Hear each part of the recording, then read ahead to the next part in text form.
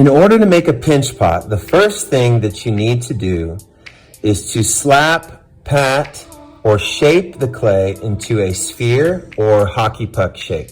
A plastic bag can be a useful tool to prevent your clay from sticking to the table. Apply pressure and twist your clay against the table to create a flat bottom.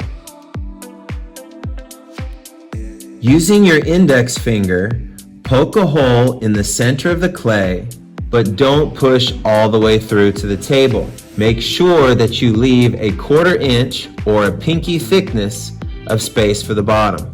Wiggle your finger around to widen the hole to make space for your thumb. Now that you can fit your thumb inside, use your thumb and pincher fingers to pinch and turn the pot. Pinch in an upward pulling motion. Otherwise, your pot will grow wider, not taller.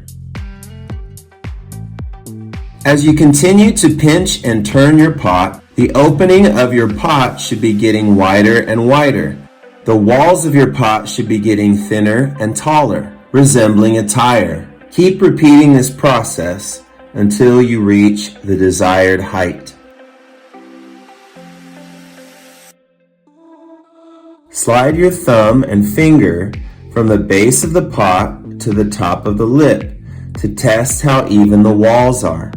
I can feel uneven thickness in the base, the lip, and the middle. That means I have more work to do. Going by feel, I need to pinch the pot until the thickness is even. The height of your pot will be limited to the length of your fingers. If you want your pot to be taller, you must make it wider so that you can reach your whole hand inside. To smooth the walls of your pot, you need a metal rib.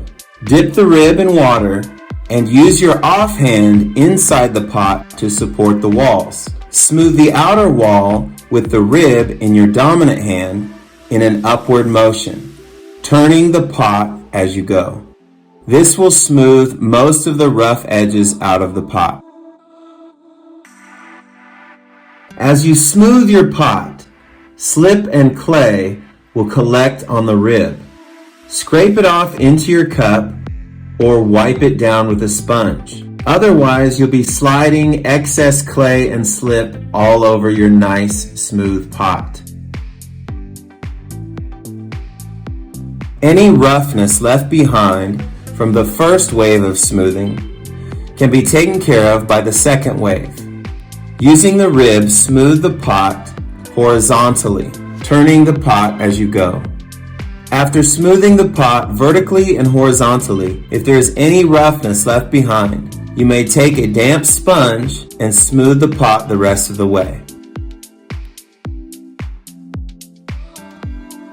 Use your finger to smooth out the major roughness in the bottom of your pot. Then come back with a damp sponge for refining.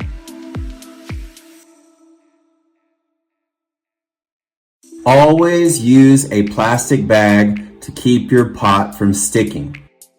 Otherwise, you'll end up like me, having to cut your pot off the wheel or table. You see how stuck that is? I had to have 2 people to get it off of there. Once the walls have reached maximum height and they've gone through the smoothing process, it's likely that the top will be wonky and you'll need to trim it.